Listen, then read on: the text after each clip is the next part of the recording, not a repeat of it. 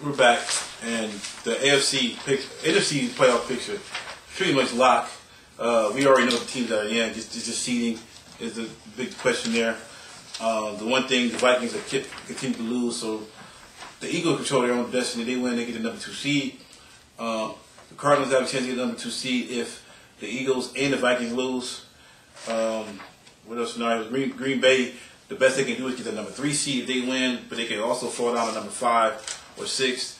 Dallas has a chance to get the number 2 seed as well. So there's a lot of possibilities in the NFC, but we know the 6 teams that are in. D, motherfucker, D! All right. The other team, in the AFC, though, it's like a puzzle. I don't know how to describe it. But one thing we can say, the Ravens win their end, the Jets win their end. Denver needs to win and get help. Same with the Steelers, Texans, Jacksonville, and Miami. The Ravens and Jets have the best possibility of getting in. The Broncos have a third best chance. Pittsburgh 4th. Houston 5th. Jaguars 6th. And the Dolphins 7th.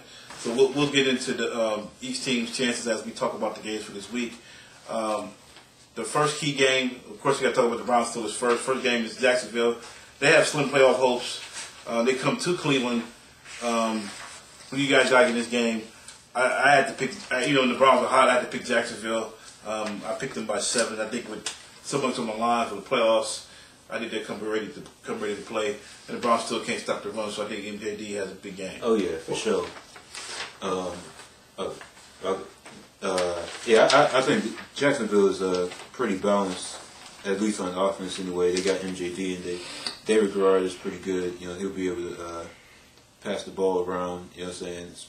Especially they might pick on Brendan Lockdown McDonald, but I could see Jacksonville winning this probably by like 7 or 10. Well, I'm actually going to go be a little bit of a homer here. I'm going to pick the Browns because the worse the weather is, for God's sake, we're talking about Jacksonville.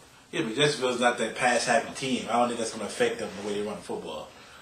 I don't know. I like Jones Drew. Jones Drew is my boy, but I think the Browns and their willingness to continue running might make this a grind-out game that the Browns will pull out by 3. And you can't actually, I think the Browns will win by 7. The Browns will win by 6 because, 1, they're at home. 2, they have the best bad weather kicker in the league. So I say that'll be enough of a difference to make them win by 6. All right. Next game, actually go on number 4 on the list. Pittsburgh and Miami. Both teams need to get a win to get in. Of course, Miami has the worst odds of them all. Can the Steelers go down to Miami and win this game? Ricky Williams he's questionable for this week, so we don't know if he's going to play. No Ricky or Ronnie now. So yeah. So without Ricky Williams, I don't see the Dolphins winning this game if he doesn't play. If he does win, I think they got a good shot. If he does play, I think they got a good shot. I pick Pittsburgh by 3 just because I think Ricky Williams is a big question mark. So Ronnie and Ricky are Ronnie's out out for the year. We know that. Ronnie's out. Ricky's out. So, we don't know Ricky's out. He's questionable. We don't know if he's going to play or not. So maybe Mike, Ralph, Johnny, or... but seriously, I think Pittsburgh... I want to say Pittsburgh doesn't pull this out, but too much is looking in Pittsburgh's favor. Ricky Williams getting hurt really, really, really helps them. The last time they played Ricky Williams, they hurt him. So it's kind of bound to happen. So I picked Pittsburgh by 7. You got Lawrence? I'm gonna take the Bird by 7.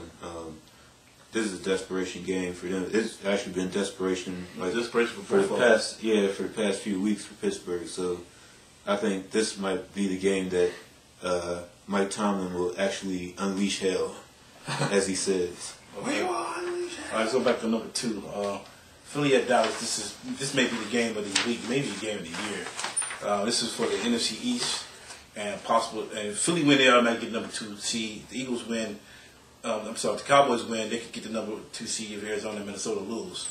Both teams have been hot lately.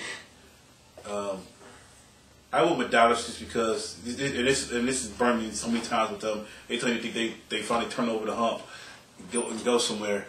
Then they have a bad loss. But the one thing I say about the Cowboys, their defense has been pretty consistent all year. The offense has been inconsistent, but the defense, I think right now they do have the best defense in the NFC. I would give them that. So I think they find a way to disrupt McNabb enough to pull this game out. Plus the Eagles don't seem to put people away because they can't run the football. So I went with Dallas. I took the Cowboys. What did I take it by here? I took the Cowboys by 3. Every time I want the Cowboys to win, they don't. So I'm gonna pick Philadelphia by 3. Actually, I'm picking Philadelphia by 7. This game on Sunday or all the games are Sunday. Yeah, there's no Saturday. That's right. There's a bowl. Yeah. But you know what?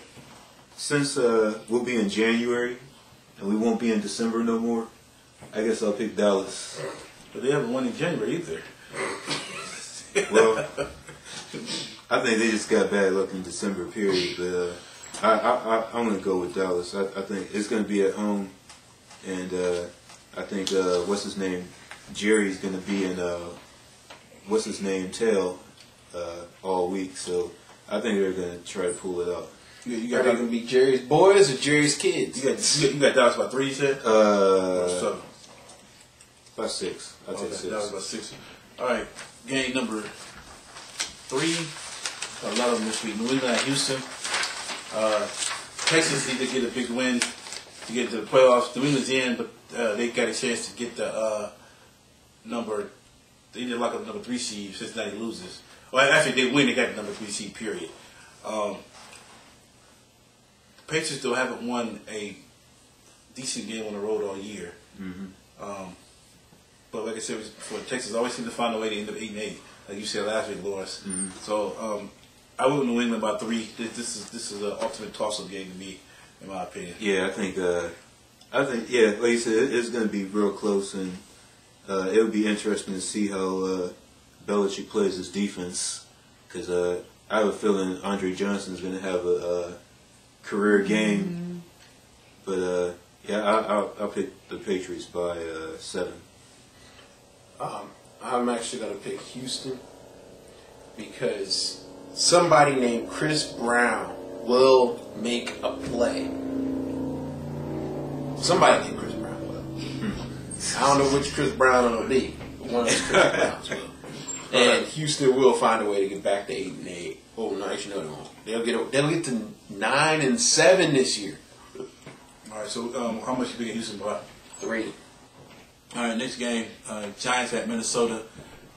This is pretty much the Vikings need to win to become the 2 seed. I don't think the Giants are even going to show up the way they played last week. Why would they want to show up now this week? So I think the Vikings win this one big. Just because they're at home. I got the Vikings by 10. I'm thinking about maybe switching to 20. But I got it by 10 for now. I don't think it's going to be that bad. I'll probably say Vikings by 7. They still got to get it together. You know what I'm saying? Decide how the run game and the pass game can peacefully coexist without doing each other in. So I'll take Minnesota by 7.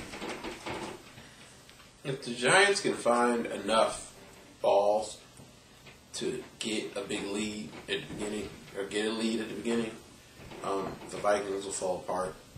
But I don't have enough faith in the Giants to see that happen. So I say Minnesota by 10. As much as it doesn't help the Cardinals. Next game.